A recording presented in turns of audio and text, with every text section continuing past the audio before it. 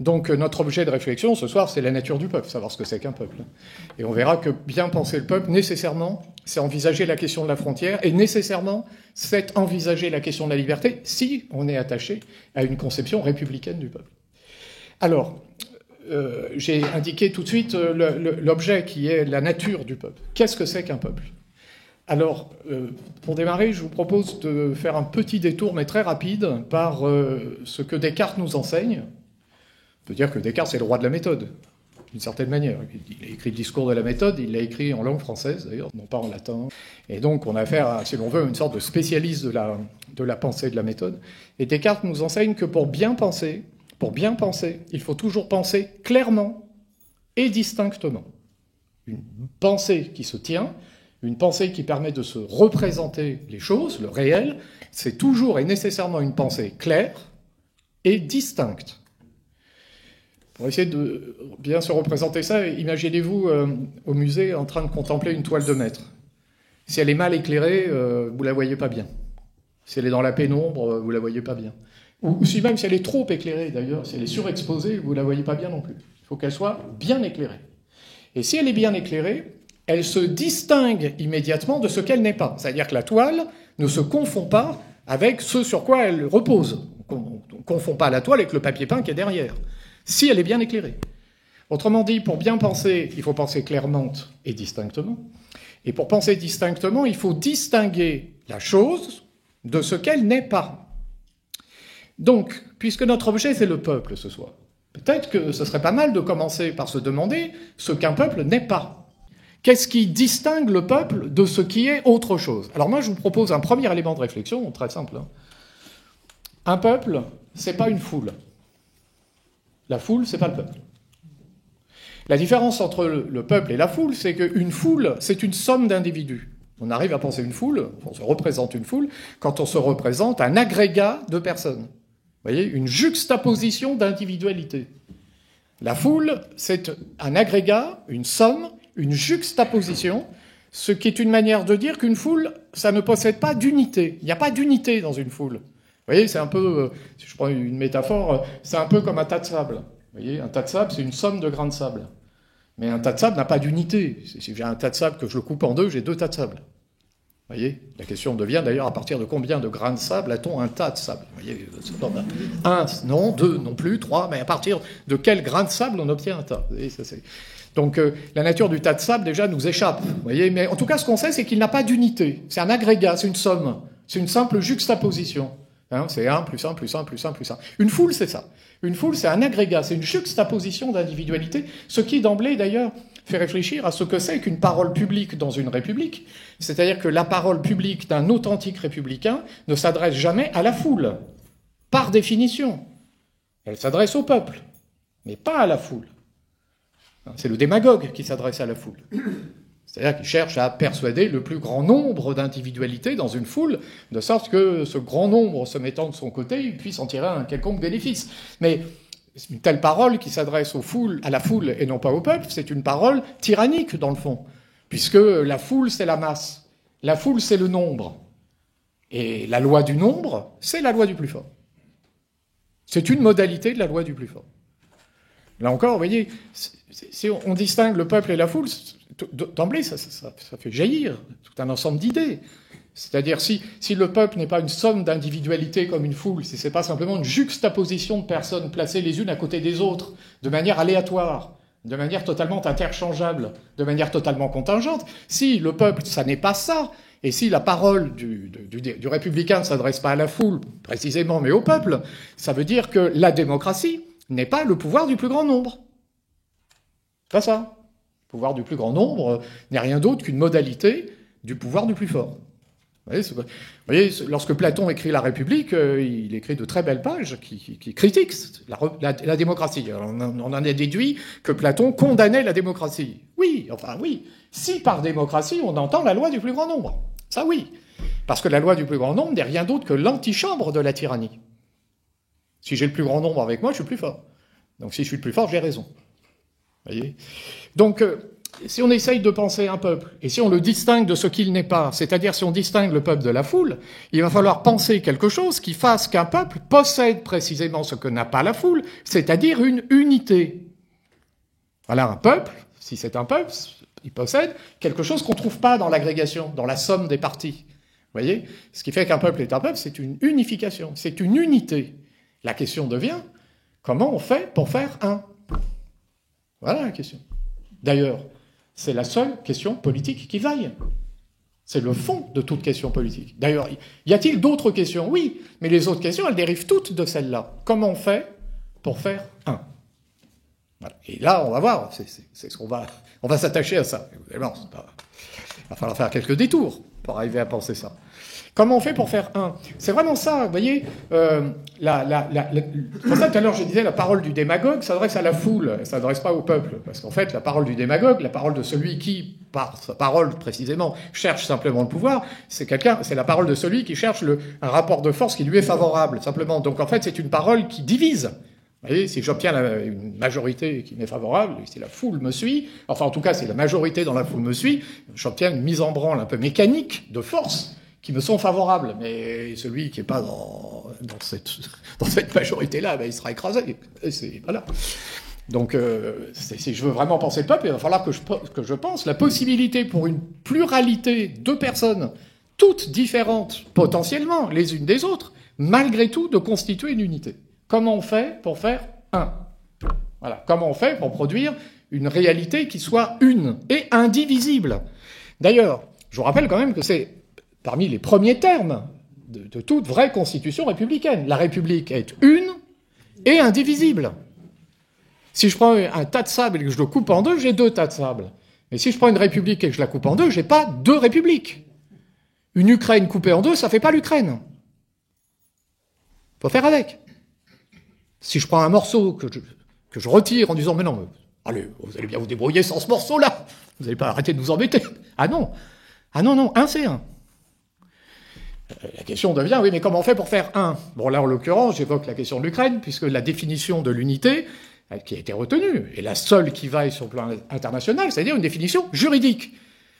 Donc, un, c'est tout. Si tu n'es pas d'accord, bah, tu passes par le droit, mais tu passes pas par la force. Et si tu passes par la force, évidemment, tu vas te retrouver face à de la force. Et là, tu sais plus où tu vas. Les affaires humaines sont imprévisibles. Puisqu'un être humain, c'est imprévisible. On croit qu'il va se soumettre. Il se révolte, on croit qu'il va se révolter, il se soumet. C'est jamais comme on a prévu. Raison pour laquelle la guerre, faisant partie des affaires humaines, ne produit jamais les effets attendus. Jamais. Enfin, prenons nos livres d'histoire, c'est jamais comme on avait prévu. Toujours plus compliqué. On pensait que, puis évidemment, il se passe autre chose. Évidemment, puisque dès qu'on produit du rapport de force, on explose l'unité, on produit une pluralité d'individualités, et ça part dans tous les sens. Donc, produire de l'unité, c'est compliqué, c'est très compliqué. Quand on hérite d'une unité, on hérite d'un bien précieux. C'est très improbable de le produire, c'est très facile à détruire. Une fois qu'on a cassé le truc pour reconstituer, ça peut devenir totalement impossible. Donc la question de l'unité, elle est centrale. Vous voyez, c'est pas la question du peuple. Si c'est la question de l'unité, c'est pas une question simplement théorique, en fait. D'ailleurs, la politique n'est pas une question simplement théorique, on le sait bien. Mais là, c'est vraiment les questions politiques centrales comme celle-là, comme la question de l'unité, sont des questions qui sont existentielles. C'est pas des questions simplement de réflexion. C'est vraiment des questions existentielles. D'ailleurs, la politique touche à la réalité de la vie, mais vraiment la réalité de la vie.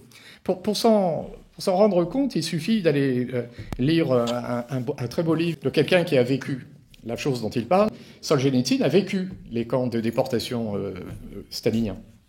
C'est la journée de quelqu'un qui se réveille le matin, il est dans un camp, il va falloir qu'il tienne la journée. Voilà. Et le roman, enfin, il raconte son expérience. Hein.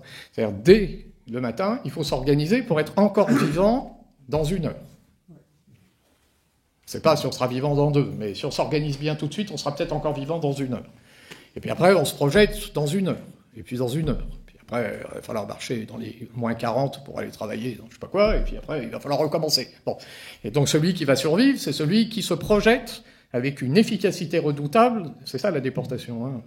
C'est une efficacité redoutable dans l'heure. Mon espérance de vie, vous voyez, une fois on demandait à Bettelheim, qui avait été déporté dans les camps d'extermination nazis, s'il avait pensé au suicide, il s'est suicidé beaucoup plus tard, mais à l'époque, il avait répondu « penser au suicide, c'était déjà être mort ». Donc il suffisait d'y penser pour être mort. C'est terminé. Donc, pour vivre, force vitale, d'organisation, si tant est qu'on puisse échapper à la contrainte qui va provoquer la mort mécaniquement, hein, mais une heure, puis c'est comme ça. Un petit morceau de pain qu'on va mettre dans le matelas, qui pourra...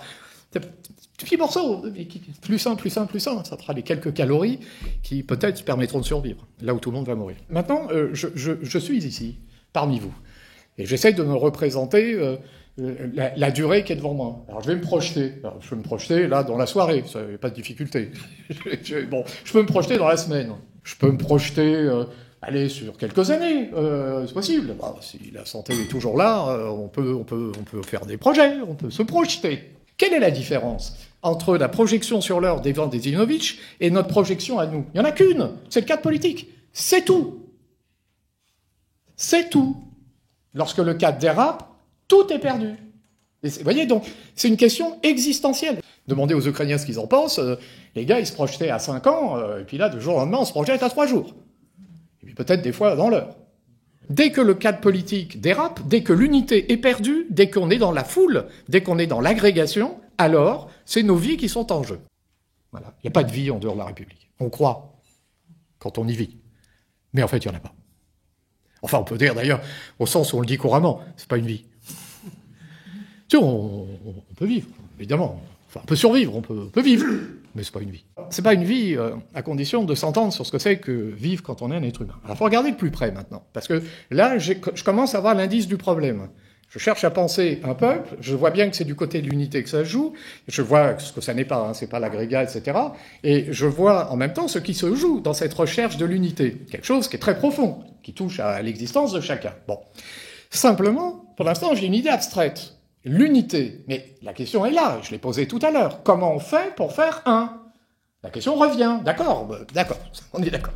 On a besoin d'unité, sinon nos vies n'ont pas de sens, on ne va pas y arriver. Très bien. Mais comment on fait pour faire un? Et alors moi, je vous soumets à une première thèse qui va dire ceci. Qui va dire l'unité, ce qui produit de l'unité, c'est la ressemblance. Ça, c'est une thèse. Et la ressemblance, alors je vais évacuer le pire, mais comme ça pour l'évoquer. La ressemblance, par exemple, c'est la ressemblance des corps. Voilà. Là, vous avez une conception raciale, racialiste de peuple. Vous voyez, une même race, un même peuple. Produit de l'unité par le corps. Bon, on ne va pas y passer 2 heures là-dessus, ça ne tient pas une seconde. Enfin, on le sait bien, d'ailleurs on le sait. On le sait, il suffit de s'arrêter un instant sur la notion de race pour voir tout de suite qu'on pédale dans le vide. Vous voyez, c'est-à-dire une race, un ensemble de... Alors c'est un ensemble d'individus possédant des caractères physiques héréditaires communs. Très bien, bon, lesquels lesquels, je sais pas moi, la couleur de la peau, bon, alors on va en avoir 4. Peut-être 5, 3, enfin, c'est pas très clair, enfin, admettons. Et la texture des cheveux? C'est pas un caractère physique héréditaire commun? Ah oui, j'ai oublié la texture des cheveux. Bon, puis et la couleur des yeux. Et le groupe sanguin? Et la texture des os? Ça, c'était... Alors, si vous reprenez, d'ailleurs, les manuels qui essaient de s'embarquer dans ces subdivisions de l'humanité dans les années... entre les 2 guerres, souvent, c'est des manuels bien faits, d'ailleurs, bien écrits et tout, mais alors là-dessus, ils partent dans tous les sens. C'est-à-dire, on essaye, on fait des cartes, des sous-cartes, des subdivisions, on s'en sort plus. Parce que les caractères physiques héréditaires communs, il y en a... D'ailleurs, si un généticien aujourd'hui vous dirait, on peut calculer la distance génétique d'une personne à l'autre en prenant tous les caractères physiques héréditaires communs, le groupe sanguin, la texture des os, enfin, je sais pas quoi, et on peut obtenir, d'ailleurs, si on rassemble les personnes par caractère physique héréditaire commun, une proximité plus grande entre, je sais pas, un grand blond suédois et un pygmée aka, proximité bien plus grande qu'entre moi et mon facteur angevin. C'est possible. Donc, de sorte que là, on obtiendrait une unité sur la base corporelle qui produirait l'inverse de ce que cherche mon théoricien du corps, c'est-à-dire de l'unité au moins apparente. Bon, donc là, voilà, j'ai dit 2 mots de la chose pour dire qu'on ne va pas s'empêtrer là-dedans, on ne va pas perdre du temps avec des théories qui sont mortes vivantes. Elle est mornée, cette théorie, de toute façon. Elle surgit au XIXe siècle, elle est morte assez rapidement. Et puis les scientifiques ont dit coup de grâce. Et puis, alors, on pourrait peut-être trouver quelque chose d'autre. C'est-à-dire que l'unité, il ne faudrait pas la chercher du côté du corps, simplement, il faudrait plutôt la chercher du côté de la mise en situation du corps. Vous voyez, c'est-à-dire, d'accord, après les corps, c'est très compliqué de subdiviser l'humanité en réalité biologique, mais on peut peut-être subdiviser l'humanité en situations distinctes de réalité biologique selon les époques, les lieux, etc. Ce qui, vous voyez, je le formule de manière biologisante volontairement, parce que je pense ici à une espèce de distinction par la culture. Mais alors, la culture, c'est quoi? La culture, c'est ce qu'on acquiert à l'occasion de son existence sociale. La langue maternelle. Vous voyez, je sais pas moi, les croyances dont on hérite. Un marxiste parlerait d'idéologie, les choses qui viennent dans l'esprit, on sait trop d'où, mais enfin qui sont là et qu'on acquiert à l'occasion de l'influence de ses maîtres, de ses parents, de sa culture, de sa civilisation, etc. Pourquoi pas? Et donc là, c'est bien une mise en situation des corps qui produit une diversité de cultures. T'es ici, t'es né là, tu vas penser comme ça. T'es ailleurs, t'es né ailleurs, bah tu vas penser autrement, bah, parce que t'es né ailleurs. Mais ici, il s'agirait plus de diviser en race, mais en ethnie, vous voyez, pour prendre un vocabulaire sociologisant, c'est-à-dire en groupe culturel commun. Donc, un peuple, ce serait un ensemble d'individus possédant des caractères culturels communs. Ah, bon, déjà, c'est un peu plus solide que la biologie. Mais un peu plus, parce que si on regarde de plus près, même chose. L'unité par les caractères culturels, ça va être un peu compliqué, parce que moi, si j'essaye de penser un peu clairement et distinctement, il va falloir qu'on me donne la liste de ces caractères culturels communs qui sont essentiels à la constitution de l'unité. Alors, la langue, ah, ça c'est bien. C'est pas mal, la langue. Oui, mais est-ce que la langue suffit à produire de l'unité? Non, c'est une modalité, mais ça n'est vraiment qu'une modalité. Alors la langue, quoi d'autre? La religion? Les croyances? Alors là, bon courage, hein. Là, on est parti. Alors là, par expérience, je peux vous dire, hein, moi j'enseigne la philosophie, c'est absolument magnifique. Hein. On peut aborder les questions de religion pendant des heures sans jamais se battre. Jamais. C'est rare dans le monde que ça puisse arriver. Il n'y a pas beaucoup de lieux où c'est possible. Et ça se passe très bien. Précisément parce que ce que chacun pense, tout le monde s'en fiche. Partir de là. C'est le secret. Tu penses ce que tu veux. J'en ai rien à faire. C'est ton problème. Maintenant, on va voir ce qu'on peut penser ensemble. C'est autre chose. Quand tu fais des maths, tu perds ta déduction. Ce que tu penses par ailleurs, on n'en a rien à faire. Mais par contre, tu perds ta déduction. Comment tu t'y prends? Et ça produit de l'unité. Mais alors là, l'unité que j'évoque là, elle n'est pas linguistique. Elle n'est pas attachée à des croyances. Elle est attachée à une procédure, à quelque chose qui relève de la raison. Donc, l'unité, ce serait plutôt l'unité d'être possédant une raison. Voilà, ça. Puis c'est la raison, c'est la faculté qu'a l'homme de mettre de l'ordre dans ses idées, et ça, c'est un peu universel. Quand je dis un peu, c'est ironique, hein. C'est universel. Oui, mais là, la raison, c'est bien, mais ça permet de penser l'humanité. Ça permet de penser l'unité du genre humain, si vous voulez. Là, je pense l'humanité. Mais alors, tout à l'heure, j'étais empêtré dans les subdivisions avec la foule. Bon, là, ça marchait pas. Alors là, maintenant, je m'élève petit à petit. Donc, le corps laisse tomber les couleurs de la peau, tout ça. Alors, on va monter d'un cran, on va prendre la langue, etc. Bon, c'est mieux, mais bon. Et puis après, on monte la raison. Ah, là, c'est bien. Oui, mais alors, la raison, c'est toute l'humanité. Et un peuple, c'est pas toute l'humanité. Un peuple, c'est une partie de l'humanité. Mais qui possède une unité. Qui n'est donc pas l'unité de l'humanité tout entière, mais qui est une unité réelle. Et donc, retour à la case départ, comment on fait pour produire l'unité d'une pluralité d'individus, qui est une unité singulière, qui ne tient pas en elle-même la totalité de l'humanité? Comment on fait? Donc si on laisse de côté le recours à la nature, c'est-à-dire au corps biologique, si on laisse de côté l'ethnie, c'est-à-dire des caractères culturels communs, vous voyez, qu'est-ce qui va nous rester? Parce que si on reprend cet adversaire que je me donne, vous voyez bien que ce qui est dit, en fait, dans cette vision des choses, regardez, si on décline les difficultés que ça soulève, bon, il y a des illusions en plus, c'est quoi l'unité biologique, on n'en sait rien, tout ça, c'est bon. L'unité linguistique, il y a une puissance déjà beaucoup plus grande dans l'idée, mais là, on se heurte à des difficultés historiques, de répartition des langues, enfin, c'est très, très complexe. Mais prenons quand même la thèse un peu au sérieux, voyons les difficultés qu'elle recèle. On peut en repérer quelques-unes. D'abord, sur le plan de l'unité obtenue. On a une unité parce qu'on aura une frontière, par définition. Ça veut dire une limite. Donc s'il y a une limite, ça veut dire qu'il y a une frontière. Bon, mais à l'intérieur de la frontière, on aurait donc des personnes possédant ces caractères singuliers, qui les distingueraient des autres qui sont à côté, de l'autre côté de la frontière. Bon, pourquoi pas? En tout cas, il y aurait bien deux unités. Mais la frontière ici ressemble quand même Ça ressemble à une prison. Parce qu'un mur, ça peut empêcher de rentrer. Mais un mur, c'est une maison, hein. Mais un mur, ça peut empêcher de sortir. Et ça, c'est une prison. Alors si tu es là parce que tu possèdes ces caractères qui font que ça fait un caractère que tu n'as pas choisi, parce que le corps, tu n'as pas choisi. Et si c'est la culture, c'est une seconde nature. Pour employer une formule pascalienne, la culture, c'est une seconde nature. On n'a pas choisi sa langue maternelle. Donc si tu es enfermé dans des frontières en vertu de déterminisme naturel ou culturel, la culture étant de seconde nature, ça change pas grand-chose, de déterminisme qui s'impose à toi, ça veut dire que dans la frontière, il n'y a que des personnes qui ne sont pas libres. C'est ça qu'on est en train de dire. T'es enfermé. Et si tu essaies de bouger, d'ailleurs, tu verras, tu vas te perdre. On pense ici... Vous trouvez ça dans la littérature française chez Barrès, par exemple, qui est un écrivain nationaliste. Vous trouvez chez Barrès des formules comme ça, vous voyez, c'est-à-dire, bon, la nation, c'est la terre et les morts. Bon.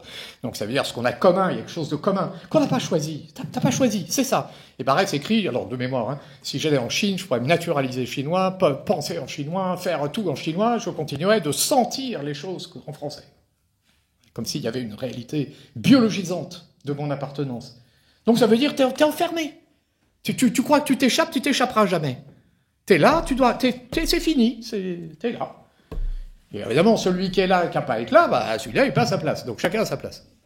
Et c'est parti. Vous voyez bien à quoi ça conduit. Après, chacun pense ce qu'il veut, mais enfin, il faut prendre le paquet. On ne commence pas à prendre des bouts. Vous voyez, je ne prends pas le bout, on est tous ensemble parce qu'on se ressemble en vertu de caractère qu'on n'a pas choisi, et j'ajoute le bout, oui, mais je pense que je veux, et je suis libre. Ah non, t'es pas libre.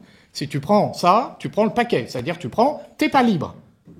T'es une espèce d'esclave soumis à ton héritage, et cet héritage te déterminera à être ce que tu es. Et puis tu ne pourras pas t'en sortir, tout ça. Puis si tu crois, ce que tu vas faire sera contre nature. Et si tu agis de manière opposée à la nature, si ton action est contre nature, pour employer une formule aristotélicienne, c'est une perversion. La perversion des choses, c'est le détournement de la chose de sa finalité naturelle. L'œil, c'est fait pour voir. Si je détourne l'œil de la vision, je le pervertis. Donc si tu es fait pour être là, si c'est ta nature, reste là. Et si tu commences à bouger, si tu commences à discuter, tu es pervers. On va te redresser. On va s'occuper de toi. C'est toujours comme ça, dans l'histoire, vous savez bien. Ça commence, on va se mettre ensemble parce qu'on se ressemble, et puis ça finit, qui est vraiment identique à l'autre, et qui n'est pas tout à fait, et c'est parti. Et on commence à chercher, et puis tout ça, ça aboutit à la violence. Donc, on cherche l'unité. On obtient une frontière qui enferme des personnes déterminées par une espèce de nature, et à l'arrivée, on obtient des rapports de force et finalement de la violence, c'est-à-dire de la division.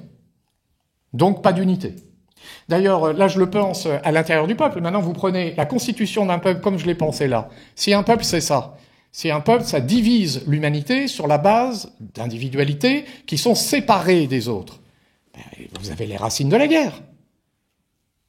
Évidemment. Évidemment. Et là encore, vous trouvez tout un courant de pensée nationaliste qui vous dit ça. La guerre est une loi naturelle de la nature. La guerre, c'est la nature. Vive la guerre. On a oublié tout ça. Avant la guerre de 14, mais vous avez l'apologie de la guerre. Ils aimaient ça, tous ces nationalistes. Vous voyez, Barrès, alors je crois que c'est de Montrostand qui l'appelait le rossignol des carnages.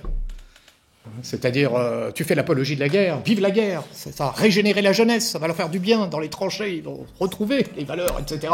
Bon, sur quelle base ? Sur la base d'une division de l'humanité. Donc on commence par chercher l'unité, on cherche des points de fixation qui sont en fait contingents, on enferme les gens dans ces points-là, et à l'arrivée, on obtient la violence. Donc on obtient le contraire de l'unité. On pourrait d'ailleurs creuser la discussion en envisageant un point de vue qu'on pourrait trouver chez Marx, par exemple. Vous voyez, une analyse marxiste dirait, quand tu cherches de l'unité simplement de manière abstraite, tu oublies que ce qui fait que ce que tu es est ce que tu es en vertu de ton histoire. Et ton histoire, c'est l'appartenance à telle ou telle classe sociale. Alors, pas obligé d'être marxiste, mais enfin... Vous savez, si je dis ça, c'est un peu comme la loi de la chute des corps. On peut toujours dire, j'y crois pas, mais enfin, si ça tombe, c'est qu'il y a une attraction. Hein. Donc l'idée qu'on est un peu déterminé par son appartenance sociale, c'est quand même un peu un truisme. C'est un peu évident. Vous voyez, on le sait tous. C'est pour ça qu'on est un peu attentif à l'éducation de nos enfants. On estime que quand même, Un peu attention, parce que ça va être déterminant. Donc, mais ça va être déterminant, marxiste vous dirait, c'est déterminant de ton point de vue, et ça l'est tout autant d'un autre point de vue, mais ce qui va être transmis va varier d'une classe à l'autre. D'où la notion de lutte des classes chez Marx. C'est-à-dire, on croit qu'on est unifié, mais en fait, on l'est pas. C'est-à-dire qu'on n'a pas les mêmes intérêts. D'où d'ailleurs, chez Marx, l'idée que tous, vous voyez, si je prends tout ce que je viens de dire d'un point de vue marxiste, le point de départ qui était le mien, déjà est erroné. Vous voyez, je parle d'unité.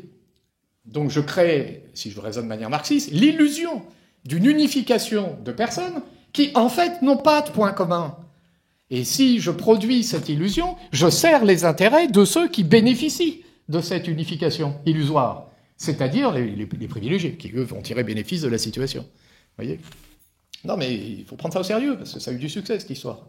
Et c'est pas par hasard. Et d'ailleurs, ça a eu d'autant plus de succès que c'est rentré dans les esprits, dans les tranchées de la guerre de 14. C'est là que le marxisme a trouvé sa racine. Et oui, évidemment. Tu m'as parlé d'unité, tu m'as parlé de ceci, puis je me retrouve dans les tranchées. Bon, 1 mois, ça va. 2 mois, 6 mois, 1 an, 2 ans. 100 000 morts, 200 000 morts, 300 000 morts, 500 000 morts. Il y a bien un moment donné, je commence à me poser des questions. Puis d'un seul coup, dans les brouillards de l'Est, j'apprends qu'il y a une révolution de quelqu'un qui va arrêter la guerre. Et hop, ça y est, les esprits sont pris. Vous voyez, je rentre dans les tranchées républicains, je sors des tranchées marxistes. Je me dis, c'est de ce côté-là que ça se passe. Et on est encore... Là, on a la queue de la comète, maintenant, de ce mouvement idéologique. Mais un mouvement idéologique, vous ne l'arrêtez pas. Hein. C'est comme le vent qui se lève. C'est comme une tempête. Vous n'arrêtez pas la tempête.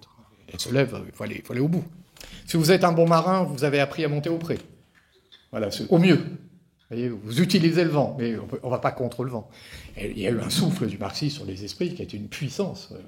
D'ailleurs, si vous lisez Marx, ce que vous dit Marx, c'est que pour produire de l'unité, il ne faut pas chercher à unifier des gens qui n'ont pas d'intérêt commun. La seule unité qui vaille, c'est l'unité de ceux qui produisent tout ça, les travailleurs. Quoi. Et donc, l'unité, elle est mondiale. Elle n'est pas nationale. Elle est mondiale. Travailleurs de tout pays, unissez-vous, donc c'est mondial. Donc c'est la première mondialisation. Le marxisme a proposé une première figure de la mondialisation. Au-delà des frontières, il y a quelque chose qui unifie toute l'humanité. C'est un intérêt commun. Bon. Simplement, Marx dit, évidemment, mais ça suppose que l'instrument de production permette à cette humanité de vivre, et tant qu'à faire, de vivre bien.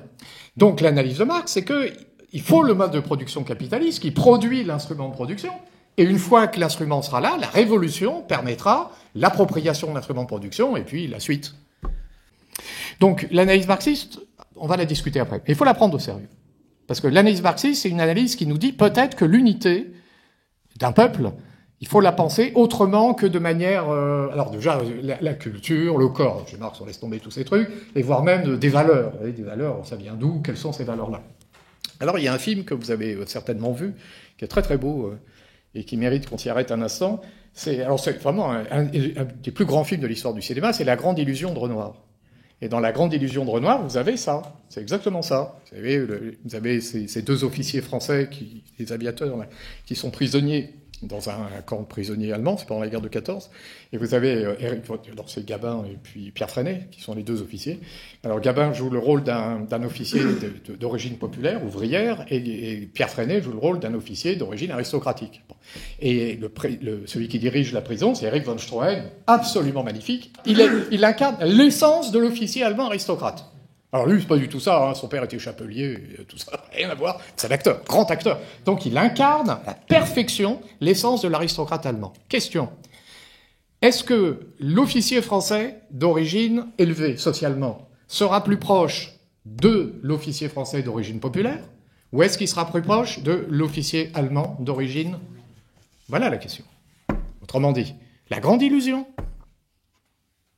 Parce que s'il est plus proche de Stroheim, l'unité, c'est une illusion. La République, c'est une illusion. D'ailleurs, la frontière, c'est une illusion. Si vous voyez le film, pour ceux qui... vous l'avez tous vu, je pense, mais il faut le revoir.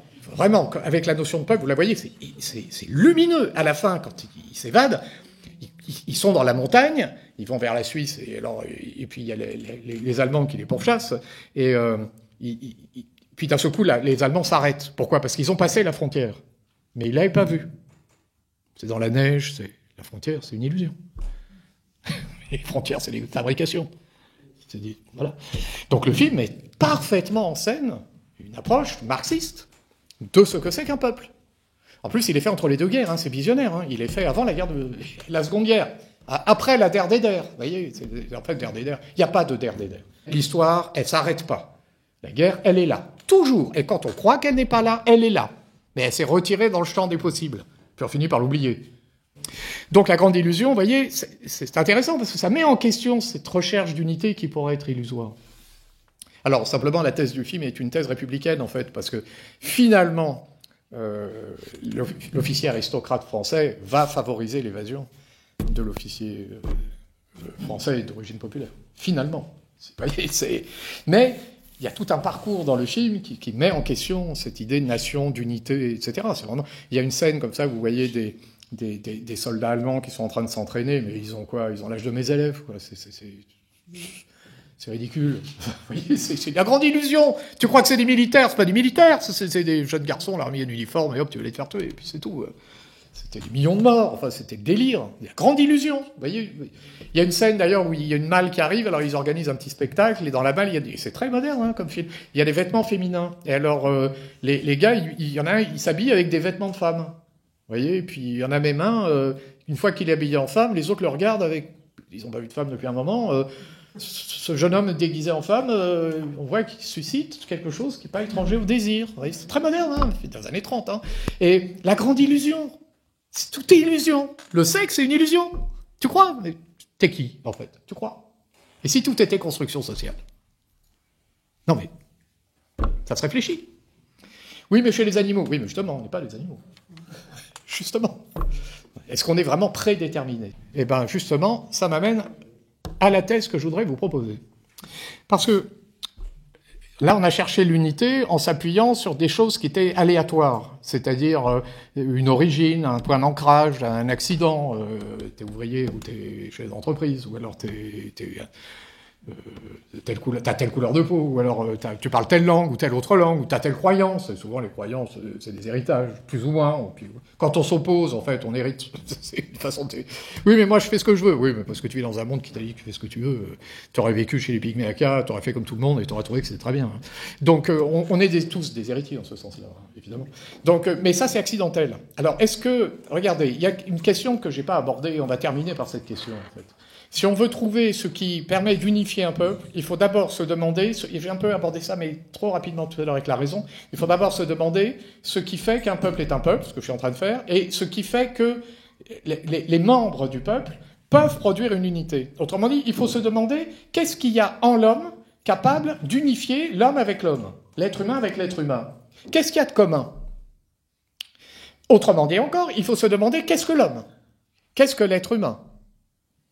Et ça signifie qu'il va falloir qu'on retourne devant le temple de Delphes et qu'on se souvienne de la prescription socratique. Connais-toi toi-même.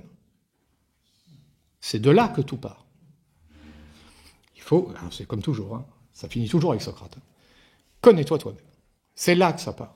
Si tu n'as pas d'abord éclairé ta nature, si tu n'as pas quelques éléments sur ce qui fait que tu es un être humain, tu ne comprends rien à la question politique. Ou alors tu crois que tu comprends, mais tu vas te projeter dans des représentations, on va s'unifier un peu de manière aléatoire. Mais si tu parviens à éclairer ta nature, alors tu vas voir le dénominateur commun, le plus petit dénominateur commun, entre cette humanité composée entre tous les individus qui composent une humanité disparate, divisée. Et là, nous rencontrons un immense penseur qui est Jean-Jacques Rousseau. Voilà, c'est là, faute à Rousseau. Évidemment, c'est là que ça se passe. Pourquoi?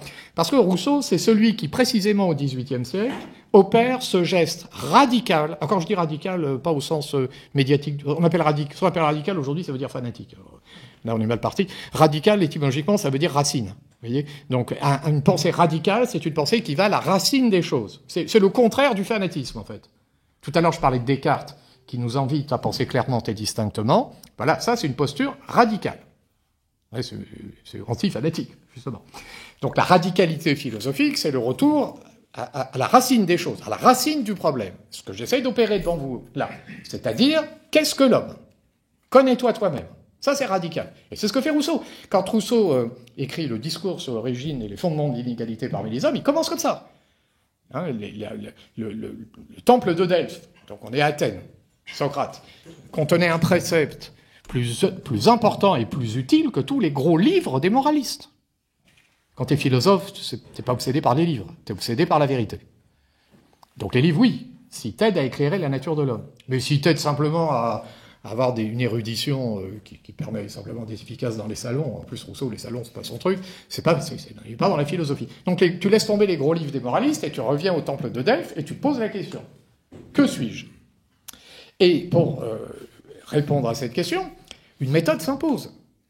Là encore, ce que je suis, c'est ce qui, au départ, définit ma nature, indépendamment de tout ce que mon existence va surajouter à cette nature.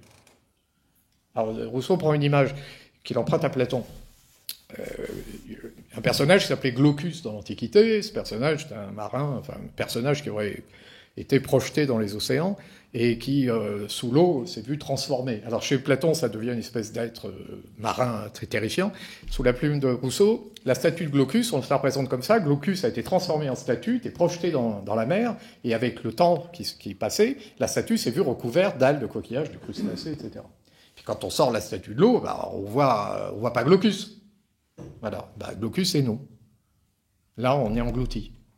Là, on est noyé sous les eaux de la vie sociale. Mais comme c'est notre vie, on croit que c'est naturel. On a l'impression qu'on est des animaux marins, mais pas du tout. Enfin, on peut l'être, la preuve c'est qu'on l'est. Mais c'est pas notre nature. Et donc si je veux voir la statue de Glaucus, il faut que je retire les coquillages, les algues, les crustacés, il faut que j'opère cette série de soustractions, vous voyez, pour voir apparaître la figure de Glaucus. Attention, si j'en retire trop, je casse le dé, il est défiguré, je l'ai pas bien vu. Et si je laisse, je sais pas moi, une algue sur le bord du visage, il va être défiguré encore. Donc il faut retirer comme il faut, pas trop peu, et on voit ce qui reste. Et ce qui reste, c'est la statue de Glaucus. Donc c'est nous, Glaucus, on est plongé dans les eaux sombres de la vie sociale, on est métamorphosé, changé en permanence. Pour ça d'ailleurs, toutes ces théories qui circulent aujourd'hui, alors souvent elles circulent de manière un peu, bon, c'est vrai, mais vous voyez l'idée qu'on devient, que homme, femme, c'est des constructions sociales, c'est choquant au départ, mais c'est pas complètement idiot que ça soit des constructions sociales. Moi, je vous invite à y réfléchir, vraiment. Est-ce qu'on n'est pas produit par quelque chose aussi? Vous voyez? Est-ce qu'il n'y a pas une construction? Et ça ne veut pas dire qu'il n'y a que ça. Et ça ne veut pas dire que celui qui dit ça, d'ailleurs, il est intelligent. Puis ça ne veut pas dire que quand il le dit comme il le dit, on a envie de l'écouter. Ouais, ça, on est bien d'accord. Mais l'idée qu'un être humain se trouve modifié par la structure sociale dans laquelle il déploie son existence, enfin, c'est une idée. Mais je le disais, évidemment. D'ailleurs, on est tous d'accord avec ça. Sinon, on ne serait pas obsédé par l'éducation de nos enfants. Bien sûr qu'on le sait, qu'on est le produit d'une structure sociale. Enfin, évidemment qu'on le sait. Donc, si on veut penser l'unité, il faut penser l'homme, et si on veut penser l'homme, l'humanité, il faut arriver à extraire de ce que nous sommes tout ce qui relève en nous de la société. Bah, écoutez, si on opère cette démarche-là, vous allez voir, ça va aller très vite. Je parle. Ben, ça, je l'ai appris. Donc, c'est pas dans ma nature. Bon, par contre, peut-être dans ma nature, il y a une capacité de parler, on est d'accord. Enfin, la parole, c'est pas naturel. Je pense. Ah oui, mais pour penser, il faut parler. Testez, hein, quand vous pensez, vous dialoguez avec vous-même. Hein. La pensée, dit Platon, est un dialogue de l'âme avec elle-même. Donc, pas de mots, pas de pensée. Mais pas de culture, pas de mots. Donc, pas de culture, pas de pensée. Donc, la pensée, c'est pas naturel. C'est pas ça qui me définit. Alors, quoi d'autre? Les passions. Bon, ça, les passions... les animaux ont des passions. Et la passion, au sens classique, c'est un pâtir.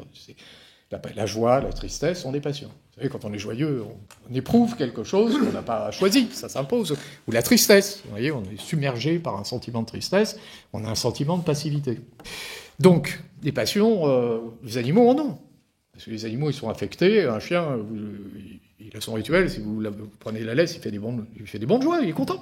Donc les passions, c'est pas propre à l'homme. Donc la pensée, le langage, les passions, il va pas rester grand-chose. J'ai dit la raison tout à l'heure. Bon, la raison, c'est universel, ça, la raison. Oui, mais enfin, ça se cultive. Et c'est du boulot. Et, vous demandez à mes hippocagneux, là, ou mes hippocagneuses, l'art de la dissertation, c'est-à-dire l'art de mettre de l'ordre dans ses idées, c'est-à-dire produire un texte qu'un être de raison qui n'est pas soi pourrait produire à sa place. C'est ça une dissertation. C'est moi qui l'écris, bien sûr, mais qu'est-ce que j'écris et qu'un être de raison qui n'est pas moi pourrait écrire à ma place? Autrement dit, comment est-ce que je peux m'élever à l'universel? En 5 heures. Top départ. Et le concours va faire le tri. Bon, ça se prépare. C'est pour ça qu'on a inventé les classes préparatoires aux grandes écoles. Au moins 2 ans de travail. Au moins. Donc la raison, ça se cultive. Donc, ça relève de la culture, et pas de la nature. Donc la raison, c'est pas ma nature. Etc. Vous voyez, ça va vite. Et une fois que j'ai tout retiré, c'est comme la statue de Glaucus, hein. Là, je suis en train de retirer les coquillages, les algues, les crustacés, il reste quoi? Il reste pas rien. Au premier abord, il reste rien. C'est ça, Rousseau, c'est génial. Parce que... Mais alors, t'es qui? T'es rien. En fait, tu n'es rien. Ah, il y en a un qui se souviendra de ça, hein, que vous avez entendu parler, qui en a fait une thèse qui a fait le tour du monde. Sartre. L'existence précède l'essence. L'homme est un néant. Tu n'es rien. Et tu deviens. Autrement, alors regardez bien, et c'est là on y est. Tu n'es rien et tu deviens. Alors Sartre le reprend avec une formule existentialiste. Alors chez Rousseau, c'est pas tout à fait l'existence précède l'essence. La thèse de Rousseau, c'est que l'essence de l'homme, c'est d'être capable de devenir. Voilà, c'est ça. Une araignée, c'est une araignée. Elle est redoutablement efficace pour faire ce qu'elle a à faire. Et vous, quand vous la regardez d'ailleurs, vous avez une indication sur ce pourquoi elle est faite, puisque son corps spécialisé fait qu'elle va faire des toiles vraiment remarquables. Mais elle est spécialisée, donc elle est déterminée à faire ce qu'elle a à faire. Vous regardez un être humain, bon, déjà, vous voyez bien, par son corps, il n'est pas spécialisé. C'est pour ça qu'il a des mains, il peut faire des toiles comme une araignée, mais il peut aussi faire des barrages comme un castor, ou il peut faire la guerre, ou il peut... Vous voyez? Donc ça veut dire que par son corps, l'homme n'est pas enfermé dans une spécialisation. Ça, vous voyez, la question de savoir si les animaux pensent ou pas, c'est pas la peine de se perdre dans des débats comme ça. C'est un peu comme le tas, à partir de combien de grains de sable j'ai un tas. Bon. À partir de quel niveau biologique j'ai de la conscience, pareil. Parce qu'on va dire, l'amibe, ah non, elle pense pas. Bon, moi, oui, entre les deux, à quel moment ça commence, on est perdu. Mais en revanche, regardez le corps des animaux, regardez, c'est pas la peine de théoriser infiniment, et regardez bien, il est spécialisé. Voilà. Il est très bien adapté à ce pourquoi il est fait. Alors les animaux les moins spécialisés, on prend les grands primates, justement, sont ceux qui évoquent chez nous quelque chose qui est le plus proche de l'humanité, par leur manque apparent de spécialisation. Même si c'est un manque apparent de spécialisation, mais enfin, le fait d'avoir des mains et des pieds, et d'être organisé comme ça, et d'entrer dans le cercle parfait avec le carré, là, on est tout seul. Là, on est tout seul au monde. Ça, vraiment, là, le sentiment de solitude, c'est magnifique, mais c'est la solitude. Et cette solitude tient au fait de notre manque de spécialisation. Autrement dit, alors regardez bien, attendez, l'homme n'est pas spécialisé et il peut devenir, c'est ça qu'on est. Il parle pas hein, par nature, mais il peut parler. Il pense pas par nature, mais il peut penser. Il possède pas la raison par nature, mais il peut faire une disserte. Il peut. Enfin, il peut ne pas le faire aussi, mais il peut le faire. Donc il peut le devenir. Peut-être même qu'il devient tout. Il devient tout, peut-être. Simone de Beauvoir, on ne naît pas femme, on le devient, etc. C'est pour ça ce que je disais tout à l'heure, c'est théorie existentialiste. Hein. Donc peut-être qu'on devient tout, c'est possible. Mais enfin, si on devient tout, ça veut dire qu'on n'est pas enfermé dans une nature qui nous prédestine. Autrement dit, ça veut dire qu'on est libre. Eh oui. Quoi d'autre? Non mais quoi d'autre? Qu'est-ce qu'il y a de commun entre tous les êtres humains, à part la liberté? Moi, je vous soumets ça, quand même. Quoi d'autre? Et sur le plan politique, tous ceux qui oublient ça, on les connaît. C'est toujours la même chose. C'est pas la liberté qui te définit, c'est autre chose. Alors c'est quoi? Alors, on retrouve ce qu'on a dit tout à l'heure. Ton appartenance. À tel groupe, à telle catégorie, à tel... On t'enferme. Mais non, il ne va pas nous embêter avec la liberté. Tu es là-dedans. Voilà, tu es enfermé dans ton truc, et puis tu dois défendre ce truc. De toute façon, tu n'as pas le choix, tu es à l'intérieur. Alors que si je définis l'homme comme un être de liberté, je le définis précisément comme un être qui n'est pas par nature enfermé dans tel ou tel groupe social. Et après, il l'est, on est d'accord, il le devient. Mais il ne l'est pas par nature. On n'est pas en train de dire que nous sommes libres comme ça. C'est pas ça. On dit, notre nature, c'est la liberté. Mais après, la nature peut être corrompue. La statue de Glaucus, une fois qu'elle est plongée sous les eaux, elle est méconnaissable. Ma nature, c'est la liberté, mais une fois que je suis plongé dans un système tyrannique, je deviens très rapidement méconnaissable. Hein. D'ailleurs, je ne sais pas ce que je serais. D'ailleurs, on ne sait pas ce que nous serions dans un système tyrannique. On ne sait pas ce qu'on deviendrait. Hein, les plus grands partisans de la liberté deviennent parfois des lâches, et puis certains qui avaient l'air de rien deviennent des héros. C'est pas. Mais peut-être que c'est ça la liberté, justement. C'est qu'on ne sait pas. C'est pas jouer d'avance. C'est jamais jouer d'avance. Et c'est pour ça que tout à l'heure je vous le disais, ça marche jamais, comme on avait prévu. Je disais ça de la guerre, vous savez, on peut le dire de la politique. La politique, on le sait, ça ne marche jamais. Voilà, une fois qu'on a compris ça, on commence à mieux. Vous prenez tous vos livres d'histoire. Jamais une politique ne marche. Alors après, ça marche plus ou moins bien. On ne dit pas que toutes les politiques se valent, mais ce n'est jamais comme prévu. D'ailleurs, si une politique avait produit cette humanité heureuse totalement épanoui, ça saurait. Vous voyez, on n'aurait pas produit des textes, des utopies, Thomas More n'aurait pas écrit Utopie, etc. On n'aurait pas passé du temps à envisager une société autre que celle que nous connaissons, puisqu'on sait très bien que ça marche pas. Mais là, on a l'explication. Ça ne peut pas marcher, au sens où on ne peut pas produire techniquement quelque chose dans la société comme on fabrique des barrages. Parce qu'un barrage, c'est l'application de règles techniques à des choses. Mais un être humain, si c'est une liberté, il est imprévisible. Il est imprévisible. Et si c'était le surgissement dans le monde de quelque chose qui ne vient pas du monde? Si c'était ça la liberté. Le surgissement dans le monde de quelque chose qui ne vient pas du monde. Et qui vient d'où alors? De la nature de l'homme, de quelque chose de très profond alors. Vous voyez, d'ailleurs, c'est amusant parce que je vous propose une formulation laïcisée du miracle. Hein. Le miracle pour un religieux, c'est le surgissement dans le monde de quelque chose qui ne vient pas du monde. Ça vient de Dieu. Bon. Mais la liberté est un miracle. Simplement, quand elle rentre dans le monde, simplement, elle ne vient pas dehors, elle vient dedans. Ça veut dire qu'il y a quelque chose en moi, dedans, mais qui n'est pas dans le monde.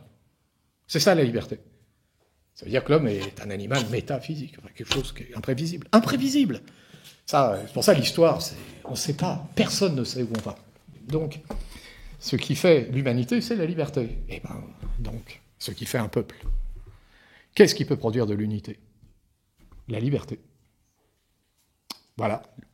Le seul socle possible d'une unification des forces et des volontés des individus qui sont différents par ailleurs, mais qui vivent dans une même société. La seule chose qui peut instituer un peuple, c'est la liberté. Donc, ce qui signifie que la frontière, ça n'est pas ce qui enferme les personnes en les séparant les unes des autres. La frontière, c'est l'institution d'un cadre à l'intérieur de laquelle la liberté prend corps. Mais si vous mettez ça en avant, vous obtenez l'unification dans une réalité politique, mais l'unification sur une base qui est commune à l'humanité tout entière.